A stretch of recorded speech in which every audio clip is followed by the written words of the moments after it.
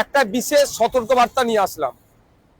SIR এই সময়কালে special intensive revision, যাকে আমরা এসআইআর বলছি সংক্ষিপ্ত আকারে, যে গণনা ফর্ম আছে, গণনা ফর্মে আমরা প্রত্যেককে ফোন নাম্বার দিতে হচ্ছে, কন্ট্যাক্ট নাম্বার দিতে হচ্ছে।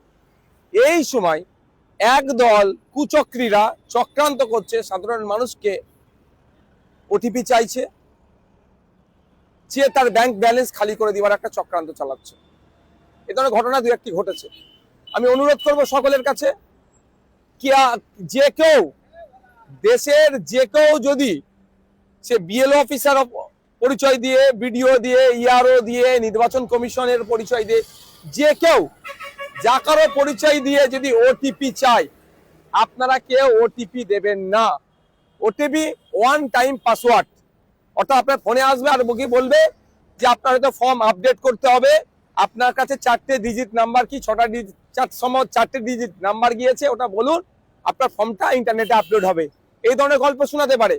আবার বলতে পারে আপনার নামের বানান ভুল আছে, এগুলো ঠিক করার জন্য ওই 4টি নাম্বার আপনার ফোনে মেসেজ যাচ্ছে, এসএমএস আসছে, শর্ট মেসেজ সার্ভিস যাকে আমরা বলি, এসএমএস গিয়েছে, ওই 4টি নাম্বার বলুন। চাইলে কেউ ভুলেও দেবেন না। এটা সম্পূর্ণভাবে চিটিংবাজি, ফ্রড। কেউ এই ধরনের কাগজ, এই ধরনের কারো অধিকার নাই আপনার এগুলো চাওয়ার। যদি কারো দরকার হয় সরাসরি অফিসে যাবেন, ম্যানুয়ালি জমা দেবেন, কিন্তু কেউ ফোন করে ওটিপি চাইলে ওটিপি আপনারা শেয়ার করবেন না। আপনার ব্যাংকের অ্যাকাউন্ট খালি হয়ে যেতে পারে, বা ওই লিঙ্ক দিয়ে যা যা করা আছে, ওই নাম্বার দিয়ে যার সাথে লিঙ্ক করা আছে, সেগুলো ক্ষতি হতে পারে।